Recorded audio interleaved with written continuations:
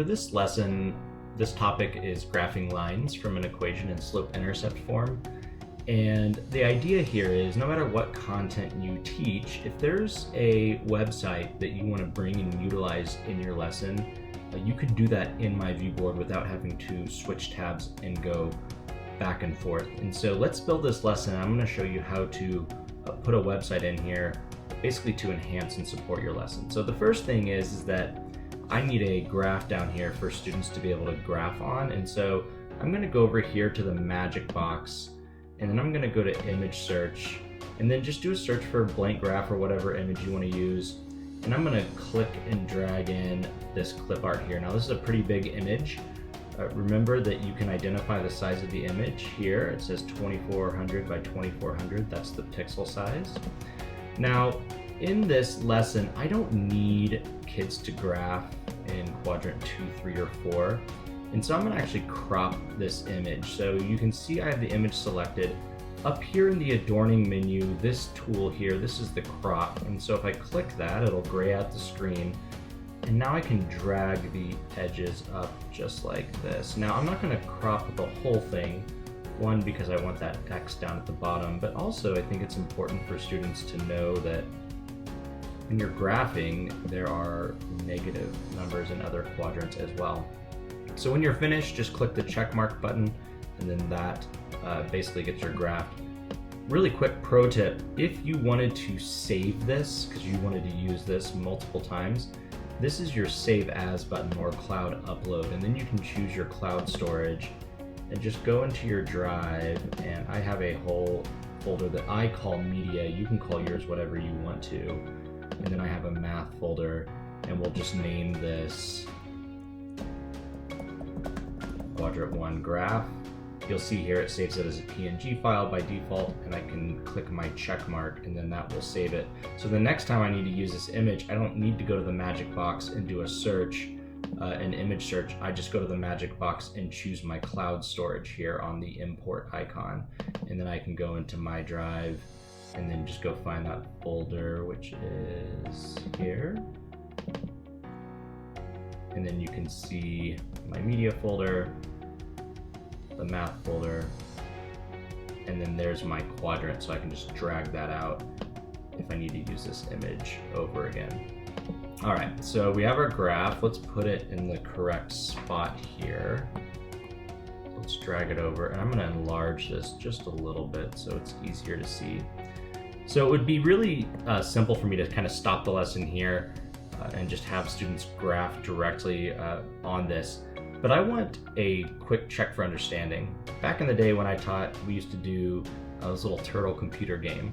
And if we typed in the wrong coordinates, we got instant feedback that it was incorrect. And so what we can have students do is basically graph over here first on this graph that we've added.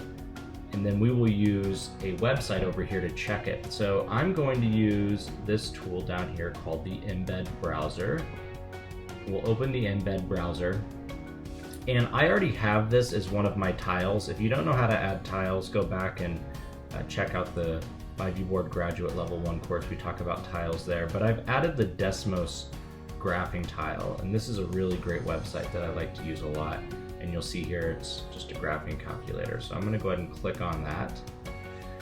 And then I'm going to use the bottom right corner over here to resize this so that it fits next to my graph here. So let's actually move it up first, and then we'll drag the corner to resize it. Now this is one way you can set this up. Remember, this is just floating here. Basically it's just floating on top of the canvas, so I can move it around. And if I go to a new page though, it continues to stay on there. So you'll see if I add a new page, it just stays kind of floating there. So what I actually want to do is I want to embed this website onto the page. And so the embed button is actually down here. It's this tool with the 4 squares and the plus button. So I'm going to click on that, and you'll see it takes the website and it's actually going to stick it on the page. So now this actually becomes part of the page, and same thing, we can just move it and drag the corners to resize it. And so here we go. I have my graphing calculator here. And so remember, because this is embedded, if I save this lesson, it will keep the website here, so I don't have to go back to that whole process of opening it again. All right, let's continue building this. So I forgot to lock this image. I really want to make sure that this is locked so that I can draw and erase over it and it's not going to disappear. And then the next thing is I'm gonna need a ruler for this so I can have students actually graph. So if I go to the magic box and then go to my tools section, I can drag a ruler in here, but that takes a little bit of extra time for me to do that. So what I'm gonna do is I'm gonna add a shortcut for a ruler. So I'm gonna go to my magic box and I'm gonna do an image search, and let's just search for a ruler PNG. And remember, PNG is for transparent, so I'm almost kind of looking for clip art here. So then I can click and drag that ruler image out. Now that's way too big, so I'm just gonna drag the corners to shrink it. Let's put it like that. And then we'll drag this over. Let's actually put it, yeah, we'll put it over here on the right, just depending on where you have your main toolbar. That may not work. But then now that I have my image, I'm gonna click the hyperlink button, and then I'm gonna go and you'll see that there's a tools option, and now I can actually set the ruler as this hyperlink. So I actually click on the ruler and then click here on this hyperlink. This is the unlink button. And now you'll see the little ruler icon appear. So if I come here and I click on this object and then click on this ruler icon, then the ruler is gonna show up over here. Now something important to remember is that when you add stuff like a ruler or anything else, any kind of website that you have on the side is going to take priority. So it's always going to be on top, and there's no way to relayer that. So just so you're aware and you kind of understand, let's shrink our ruler here and we'll put it up here. So then for this example, what students would do is they would identify the y-intercept, which is 1. So let's get our pen tool. So they would come over and graph on a point on 1. And then the slope is 9, so we'll go up 9.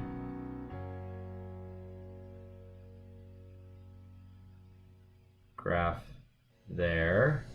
And then we'll just take our ruler over, and you can see here if you touch the middle, that's the move icon basically. And then if I want to rotate it, if I move my mouse or touch up at the edges, that's how you rotate this. So the best way is to get it on your first point down at the bottom, sorry, on the edge, because you'll see it rotates on the edge, and then we can rotate it up to our next spot that we want to graph from, and then we can move it, and we should have a pretty good slope here.